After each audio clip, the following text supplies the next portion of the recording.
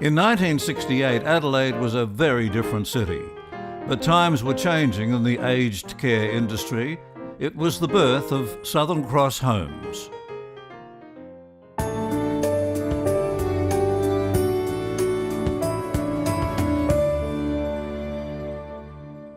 Southern Cross Care, back in those days, from my memory, were not overly well known. But it was still very much a cottage industry. It was fairly unsophisticated. They were really just starting to make a mark out in the marketplace. And I think that Peter Taylor, particularly with his foresight and the building of retirement homes, was starting to become a burgeoning industry. There were some amazing things that happened back in the time of Southern Cross Care and the old Southern Cross Homes, where there was good old-fashioned care, providing shelter, food and a bit of fun along the way. We had a good reputation to live up to. We'd taken over from a religious order, so we had a path that was already there, and I had a great team to work with. It was back in 1978, and I was peeling the plastic off the equipment. That's how new that the kitchen was down there. We were so proud to be part of a vibrant organisation. We were driven, if you like, and I don't mean that in an unkind way, by a chairman, Peter Taylor, who had endless vision, who could never find a reason why you couldn't do anything. It was very different back in the 70s and the 80s.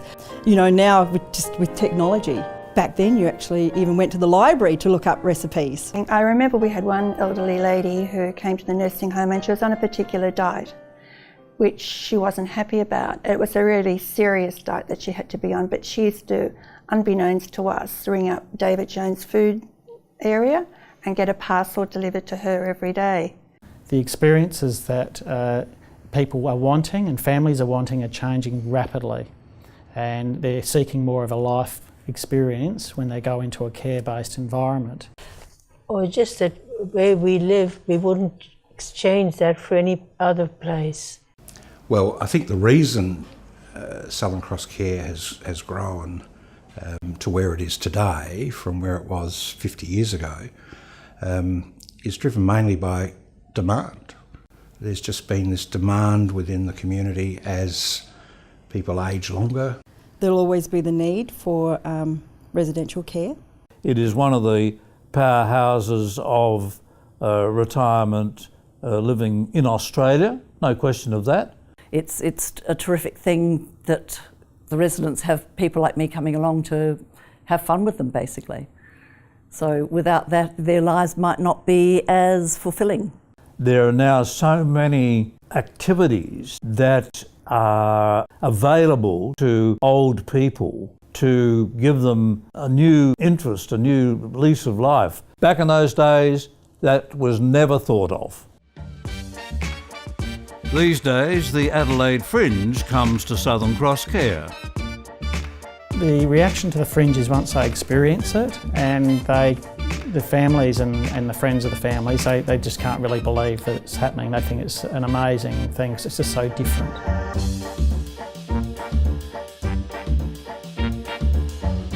As we have come up with a Better for Life mantra. That simply means when someone comes into Southern Cross Care, we want to actually try and make them better for the rest of their life, or at least maintain where they're at.